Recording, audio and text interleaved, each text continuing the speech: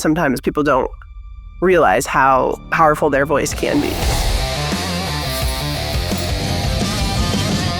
Hi, everyone. I'm Ashley Kane. And I'm Dani Aravich. Together, we're your hosts for Making It to Milan. Let's jump in. I'm thrilled to introduce you to an incredible athlete and human. She's a 2-time World Championship medalist. She has 6 World Cup podiums. Her name is none other than Doro Kern. Yeah, thanks so much for having me. I'm curious, were you always an active kid, and how did you get into cross-country skiing? And I selfishly ask this because I got into cross-country skiing so late in life. I definitely was a very active kid. I couldn't sit still. Like, my grandpa used to play a game with me, how long, like, he would time me to see how long I could sit still for, because I just played every sport imaginable. And skiing wasn't always like my number one sport, but it was a family sport. My family's originally all from Germany, and so over Christmas, we would always go skiing in Oberwiesenthal, and my grandma would bribe me with gummy bears each intersection to keep going skiing with like hot tea. And so originally it kind of started out as just like a family activity that we got to do on Christmas Day together. Oh my gosh, I love that. And now you get to return to Germany, I'm sure,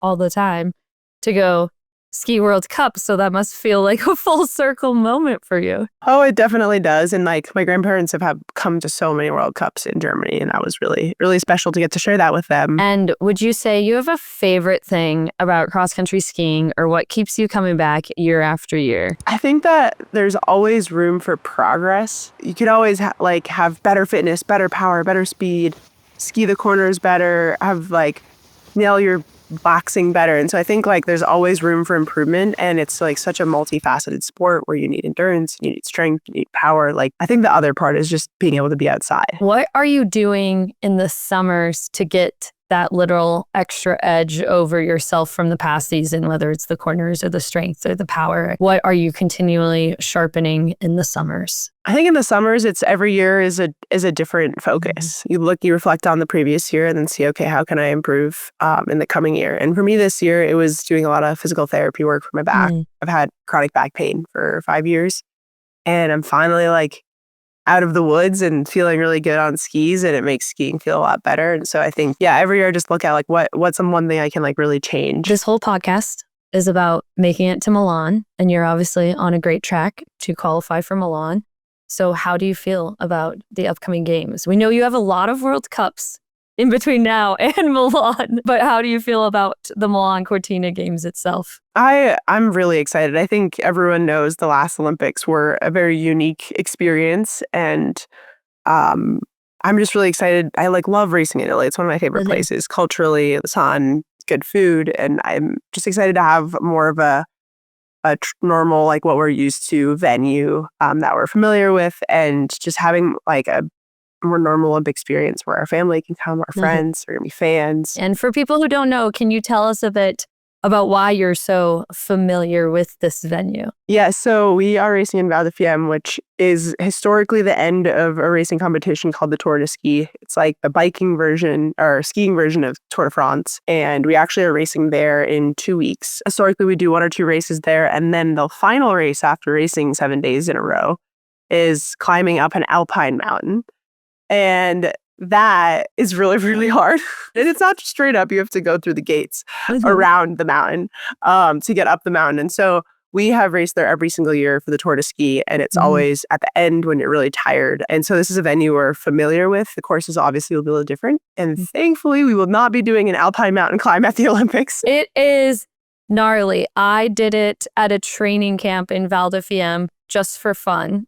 Before the Alpine Resort opened, I woke up and did it with my coaches, and it is often a 13% grade that you are climbing up. It's intense. It's really steep. Yeah, it is. It is really one of the hardest races we do every year. Absolutely. And the fact you end after 7 races in 9 days, you end with doing that. How do you muster up the physical awakeness to even do something like that after doing that many races? Caffeine, definitely. Coffee.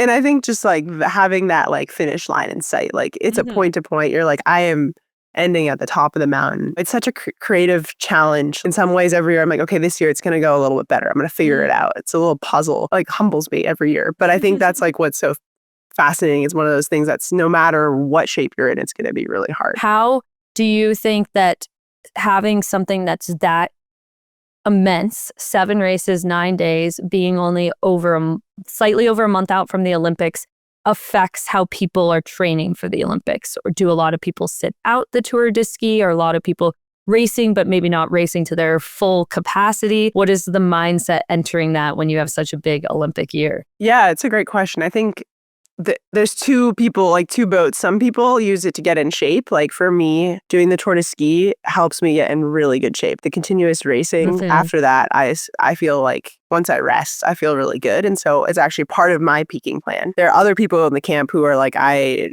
never do the tour in a championship year. I'm going to sit it out and train through it. And then there's like the in-between where like half the people get sick doing it because it's so hard on the body. And so it's hard to really plan for this year. I think we're going to see more participation than usual, given that we get to do the classic sprint that's at the Olympics during the tour on the race course, and they just changed it again. So I think there's more motivation to make it to that stage to get one more practice run at the Olympic course. And also it's a little bit lighter this year. It's only 6 stages and a little less distance. That's like one goal at FIS is, make it a little bit lighter so we still have participation, because it's the biggest, other than the Olympics, it's like the biggest event that people tune into for cross-country skiing. This will be your second Olympics, correct? Yeah. We all live in the quad when we're in the Olympics or Paralympic Games. So the 4 years in between, you kind of judge a lot of your cycles on training and competition on how that goes. So what have you changed up for this quad to make this a successful Games? Yeah, I changed coaches actually right after the last Olympics. I'm working with Kristen Bourne, who's one of our US ski team coaches. And I also last year or 2 years ago moved my home base to Richmond, Vermont. And so I have kind of shook things up a little bit in the last 2 years, because I've been doing this for quite a long time and the same thing every single year. And I felt like I needed a change and a new stimulus. And so now I actually train alone a little bit more, which I'm a big team player. So I was like, I don't know how this is going to go. How have you found training alone? You said you're a team player, but do you enjoy it ever? Like, do you put in a podcast? Are you listening to something? How do you get through? Because I train a lot of my hours alone, honestly, not out of choice. So I've been trying to find ways to motivate myself while I'm alone. There's definitely days where I'm like, oh, this is really boring, but definitely big into podcasting. And then I'm going to have camps. So like Jesse Diggins and I spent 3 weeks together in New Zealand, like 24/7, training, eating, sleeping, all of it. So I get those doses, and I think it gives me like the bandwidth in the winter to be really excited to be training and around people. Whereas sometimes you're like in this camp environment the whole training season, then you get to the winter and you're like, oh, now I'm still at camp, but I don't really have that mental energy left to like have no say how my day goes. Also, I think between like, as you get older, you have weddings, there's like such life events.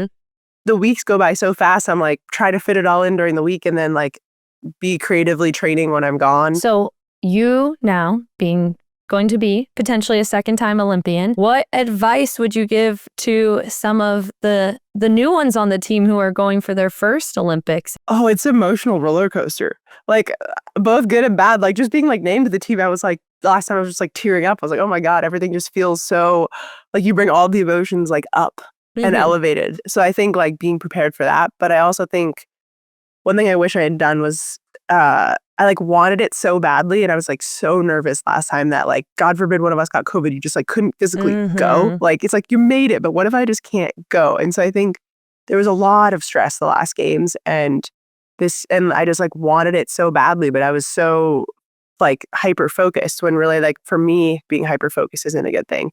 So just like relaxing and trusting the process, and it is different than a World Cup, but in the same way, it's very similar. It shouldn't be treated differently. Just like they say, you don't like reinvent the training plan in an Olympic year. After all, like you do what you know works. I like that. I feel like for myself, that's something I've been working on, is to approach any major competition as any other race, because the second I start to feel like there's weight or pressure that typically isn't external, it's just me thinking it is, I feel like I clam up and don't race as well. But if I almost approach it in my head, I say the word casual, and I know that doesn't sound great when talking about elite level just sport. The Olympics over here, Paralympics. I'm like, yeah, when I race casually, that's when I race my best, I find. So I have to like continue to say hi to everyone on my way to the start line, like just act like it's, the mom and pop race in Bozeman, Montana versus Val d'Fiemme for the Paralympics. This is called making it to Milan. So what does it take for a US skier right now to make it to Milan? How does the process work to actually qualify? Yeah, it's thankfully not as simple as Olympic trials. I think that would be kind of terrifying to have everything depend on one week, especially in skiing. I think people don't realize, skis matter so much. So what if your skis are bad at Olympic trials? So I think the process is complicated, but in some way, I think really fair.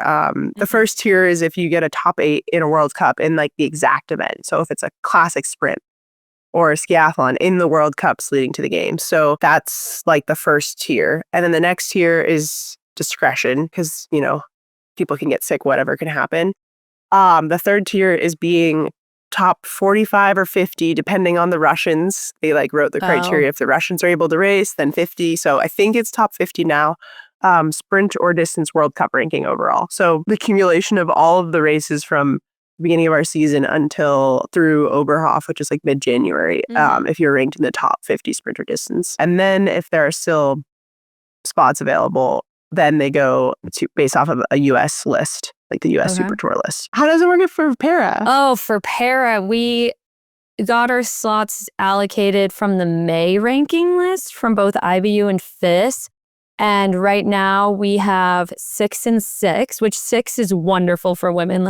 We have 6 competitive women right now. We have 6 spots. Everyone's all right, we're chilling. But the men, we have 9, 10 going for 6 spots. And so it's based off of World Cup points this season leading in. And so after our first World Cup in Canmore, they post, the best point races online, and that's how they rank them. But there's still an opportunity for people to get bipartite invites, which is where FIS and IBU can personally basically invite athletes to use a spot that doesn't use up your countries, which is super ideal if you can get one, because then, if one of our athletes got one of the men's spots, then we still have 6, and that athlete won't take one of our 6 because they got their invite. So it is a little interesting to see how it dices out. And I know some of our men after the first World Cup, can so clearly see where they're ranked against each other. And it's a cross classification. It's just men and women. So it gets, a little spicier for them because they're wow, these next few World Cups in January matter a lot, whether they're going to get the game spot or not. So it's scary. But for the women, we're we're fine. They need us. They need women right now so badly too. Something that's really cool that will bond our Olympic and Paralympic experiences is Julie and I will be competing at the same venue, so staying in the same village and the same race courses, just about 2 weeks apart with the Olympic and Paralympics. So I do need to know, Julia, since you've been there so many times, and you can tell me this after too, any restaurants you recommend for family and friends, anything like that? I have their Airbnbs booked. It is a tiny town, and I think that's something people don't realize for this Olympics and Paralympics is, the villages are very remote, and the cross country for Olympic only has the sports of cross country, ski jumping, and Nordic combined. And for Paralympic, it only has cross country and biathlon. So it's not a huge village. It doesn't hold a ton of athletes realistically. And it's a very small town that's kind of regionally separated from a lot of other parts of Italy, not super accessible to an airport, spread out from, Cortina, spread out from Livigno, obviously spread out from Milan.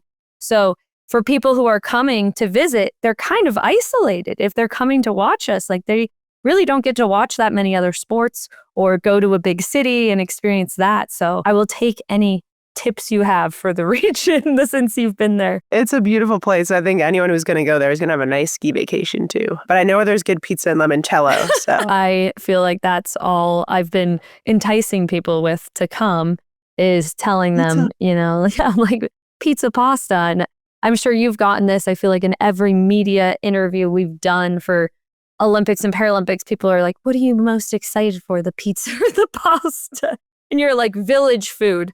Whatever they feed me at the village. And hopefully it won't give us food poisoning. You serve as a rep for FIS, something else we actually have in common. So how do you think we can, at large globally, better progress winter sport? Because it is such a somewhat niche thing. but also, very dependent on where you live. It's often very not diverse winter sport, and especially ski and snowboard sports. So what do you think we can be doing as a ski and snowboard community to keep progressing this sport globally? Yeah, it's a really good question. I think something that I'm really passionate about is just like getting more people on skis and snow. And I think the cool thing about cross country skiing is it's not very expensive relative to other sports maybe, but it does require equipment. And so I think having a system where there's like equipment loaners or like rentals or things that work with like normal shoes. In the US, like Share Winter Foundation is an organization, nonprofit, that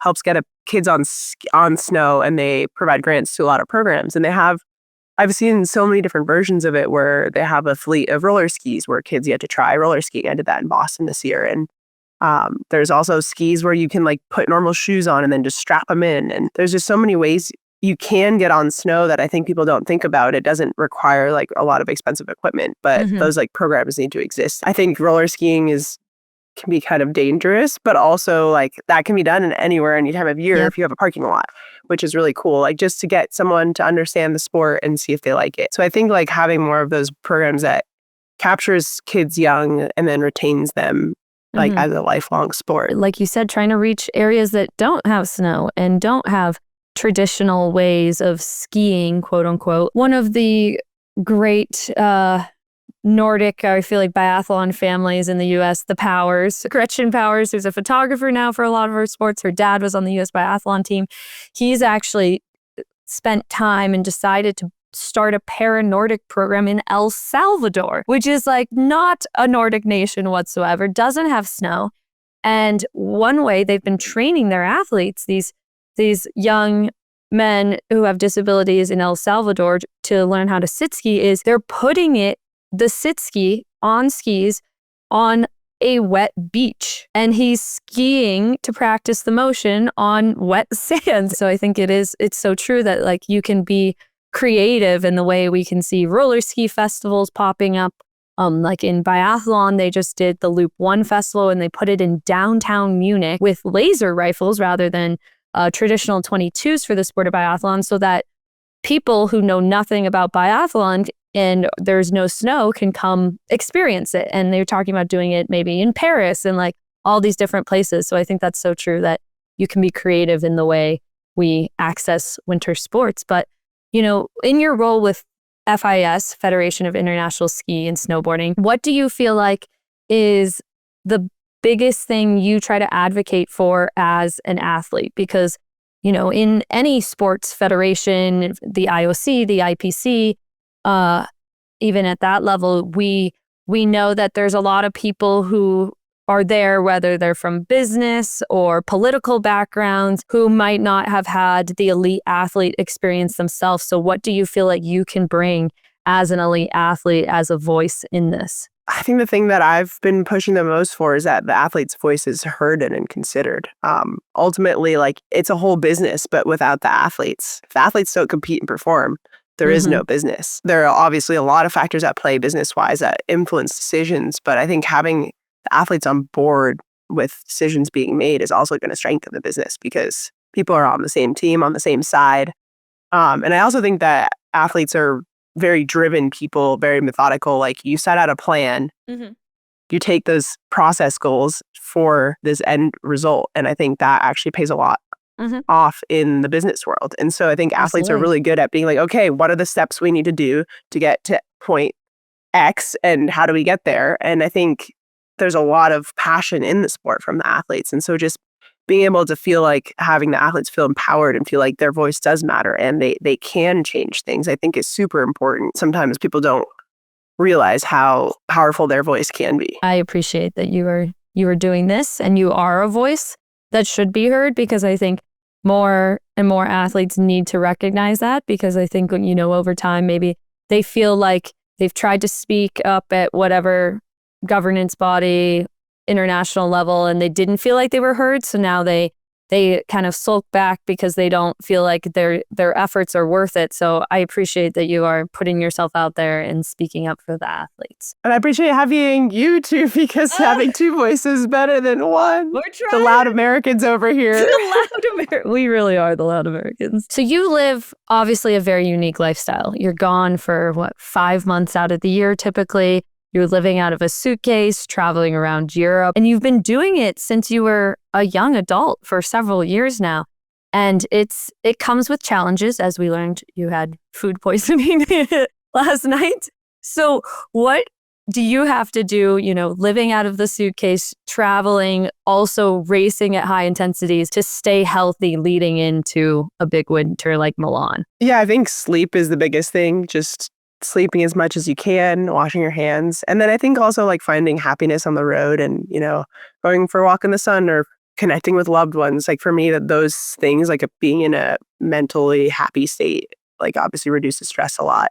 Mm-hmm. And then also like rolling with the punches, like things aren't going to go to plan as they didn't last night. And just having to shift and see every challenge as an opportunity to try something new. You obviously don't get a ton of interaction with people outside of your team or the cross-country ski bubble. So what do you do to stay connected to folks back home, like your significant other or your family or your friends who aren't over there with you? I'm an expert FaceTimer. I'm known to be on FaceTime quite a bit in a random stairwell or out at night walking. Like you can't really find privacy either on the road. So a lot of times I'm like in a little corner or going for like a starlight walk on the phone. And so for me, that's the biggest thing. And then finding time, like I'm going to go home for 2 weeks after the tour this year to just get a little break and reset. And I tried that last year and I really liked it. And so just thinking creatively, and my family, fortunately, like my mom's here now and sometimes comes over for Christmas historically, and just building in those moments when you can. And that's something too with a lot of athletes who are preparing for Milan is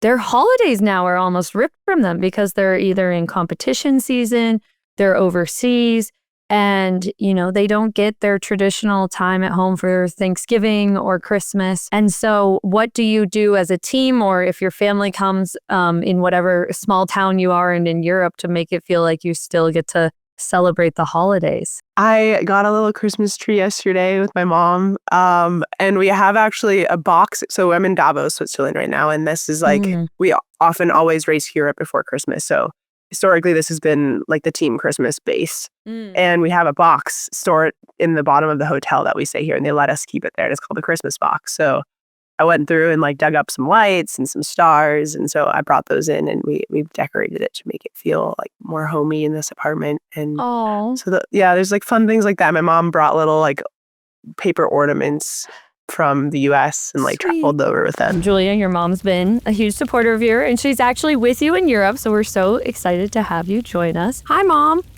Oh my gosh, you guys look so much alike. So what does it mean to you to see your daughter compete, at the Olympic level, at the World Cup level for so many years now? I'm just really happy for her. I want that my kids are happy, right? And I think this is, since she was born, she was this powerhouse and just loves all kinds of sports. Is very competitive. When she was young, she could not lose. She was crying if she actually lost the race. And so the way I actually figured out how to break it, when she was like 5-6 years old, I just put her in races or in basketball or soccer with 3 years older people, so that she could never win, so that she can actually understand, even if she doesn't win, the world continues. But then she started reading the 3-year-older ones as well. She loves to do the sports and the training and the journey. I think when athletes just do it for the win, they're burning out. Whereas what I saw in Julia, even after a cross-country ski race, she would actually try ski jumping until 9 at night. So she just loved to be out there. And that's why I really, really am happy that she found something what she really embraces. And, when she does have a bad day and she's across the ocean from you, and she needs some cheering up from her mom, what do you say to her? Most of the time we talk after the races. Yeah. Meaning that I call her. Maybe she doesn't like it. I don't know. So what I always say, when you're doing really well, you don't need your coaches. You don't need your support system, right? I mean, you're on cloud 7. So I coached her in every sport. I coached many other athletes. Mhm. I'm a professor at the university. I'm coaching students. The time where people need really somebody to call in is when things don't go your way. And I think finding still the positive things in what just happened is really the job you have as a mom, as a coach, as a teacher. There's always something positive, right? In anything what happened. And learning from that and even coming back stronger. It's just Absolutely. so competitive in the World Cup. I mean, it's a So 0.1% difference. If you have a little injury, if the vax is not good, you have no chance. I mean, that's what people don't understand, right? 100%. It's such a dense competition that there's no margin for error, right, in anything. I remind her of that when something doesn't go so well. And then if Giulia makes it to Milan, we can expect to see you there, right? Of course. She's going to make it to Milan, and we love Italy. We are excited to see both of you in Milan, and thank you so much for those kind words about Giulia. So we're going to do a very quick rapid fire. Your favorite women athlete you want to see compete in Milan besides yourself? Lindsey Vonn. I think what she's doing right now is just pushing the sport beyond what people thought were possible. Okay, what would you eat before competition to not give yourself food poisoning? Bread, only bread, just toast. It's my diet probably the next 2 days. So Any show you're watching to turn off your brain after a bad day? I've been really sucking into Ginny and Georgia right now. It's Okay. full of drama. It makes your drama feel like so little. Anything you'd listen to while you're warming up for your race? Some weird stuff, purple hat, cheetah print dancing on the people. This one I'm curious about for you because if people didn't know this about Giulia, she spends a lot of time on the beach in the off season in the summer, and she's surfing and playing beach volleyball. So do you prefer cold or hot weather? I would say still cold. I really Okay. don't like the extremes though, Yeah, that's fair. I Yeah. would prefer cold. You can always put more layers on. What would you want? The highlight reel, the news article to say about Giulia Kern post Milano Cortina? That's not a rapid fire question. Deep thought to end. Julia and Americans succeed at the games and overcome obstacles. I don't know. I'm so bad at this. Oh my gosh, beautiful. Well, everyone can watch Giulia in the Milano Cortina Olympic Games. And Dani. If she qualifies. And Dani. If Giulia makes it to Milan, the Olympics start February 6th. And is there one race you would want people to specifically tune into for the Olympics for cross-country skiing? Most definitely the team sprint. It is the most exciting format I think that cross country has, and personally my favorite as well. So it was an absolute blast getting to talk to Dani. We have a lot more in common than I think we always realize, and it's always a blast. We're the loud, giggly bunch. Thank you for tuning into Flame Bearers Making It to Milan. If you like what you heard, please like, follow, and subscribe to Flame Bearers on YouTube and anywhere you get your favorite podcasts. Stay tuned as we bring you more behind-the-scenes stories of women athletes around the world training for the competition of a lifetime. See you next time on Making It to Milan.